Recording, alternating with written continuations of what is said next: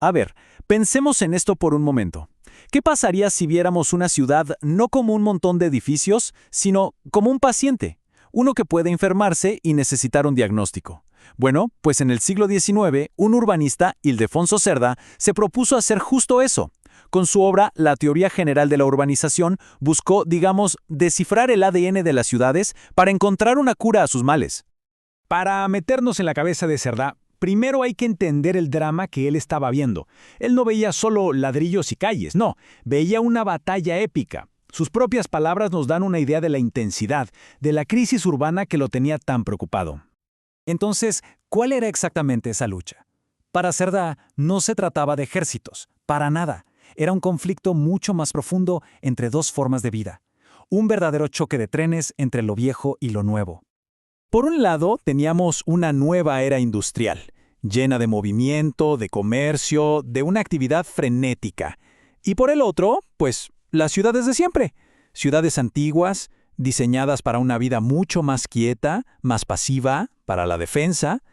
El meollo del asunto es que estas estructuras medievales, con sus callecitas angostas y sus murallas, simplemente no daban abasto. No podían contener esa energía explosiva de la modernidad. Y Cerdá, bueno, él no se quedó de brazos cruzados. Se vio a sí mismo como un médico de ciudades. Así que se embarcó en una misión casi heroica: diagnosticar esta enfermedad social y, lo más importante, formular un remedio que estuviera basado en la ciencia. Ahora, para encontrar esa cura, Cerdá hizo algo que fue bastante radical para su época. En lugar de solo proponer parches o reformas, decidió irse al origen de todo. Quería entender cómo habían nacido las ciudades, cuál era su estado natural antes de que se enfermaran. Su análisis arranca desde lo más básico. La ciudad, o la urbe como él la llamaba, no nace de un gran plan maestro, sino de la necesidad más elemental y humana que existe: tener un refugio seguro para la familia. Ese es el átomo, la molécula de la vida urbana. Y aquí viene lo verdaderamente revelador. Cerdá pone la dignidad de las personas en el centro de todo. La independencia del hogar no era un lujo, no. Era la base de una sociedad sana. La idea es que cada familia debía tener su propio espacio, libre, sin la interferencia de los demás. Esta es una de las ideas más potentes de Cerdá, de verdad. Fíjense, las calles no fueron algo impuesto sobre la ciudad. No, crecieron de forma orgánica, a partir del respeto mutuo. Para ir de una casa a otra sin pisar la propiedad del vecino, la gente empezó a crear senderos en los límites de sus terrenos. Y así, de esos caminos, nacieron las primeras vías.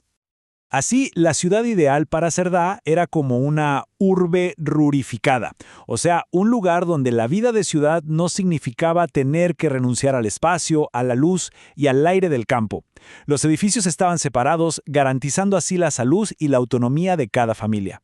Muy bien, pero si ese era el estado natural y saludable de la ciudad, ¿qué fue lo que pasó?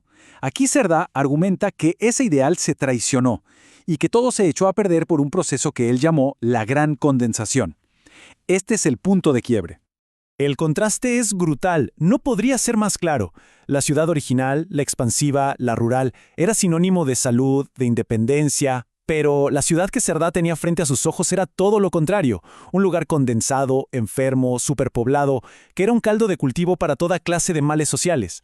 Cerdá identificó a dos grandes culpables que arruinaron el estado natural de la ciudad.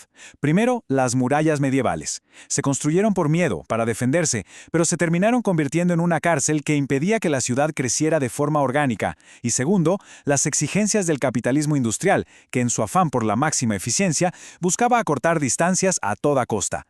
Y eso llevó a un empaquetamiento extremo de gente y de fábricas. Ojo, que Cerdá no solo veía problemas físicos. Con estas palabras tan duras, él sostenía que el hacinamiento tenía consecuencias morales y psicológicas devastadoras, que literalmente corrompía el espíritu humano.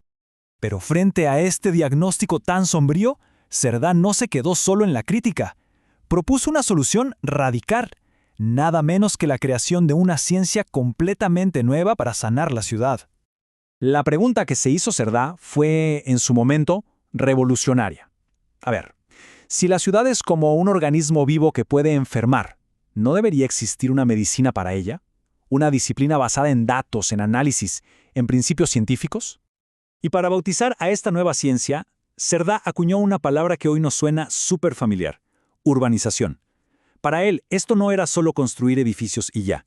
Era el estudio completo, integral, de cómo crear y mantener entornos urbanos que de verdad estuvieran al servicio de la vida humana. El corazón de su nueva ciencia se basaba en un triple principio de independencia. Y la lógica es impecable. Primero, la libertad del individuo dentro de su casa. Segundo, la autonomía de esa casa dentro de la ciudad. Y por último, la independencia de los distintos tipos de movimiento en las calles, para que la gente a pie, los carruajes y las mercancías no estuvieran chocando todo el tiempo. Y es justo aquí donde el trabajo de Cerdá se vuelve increíblemente relevante para nosotros hoy, porque sus preocupaciones de hace más de 150 años parecen sacadas de los titulares de un periódico de esta mañana. Es que las conexiones son de no creer. Miren, Cerdá se quejaba de que las murallas creaban un monopolio del suelo, haciendo que los precios se fueran por las nubes. ¿Le suena? Hoy lo llamamos crisis de la vivienda.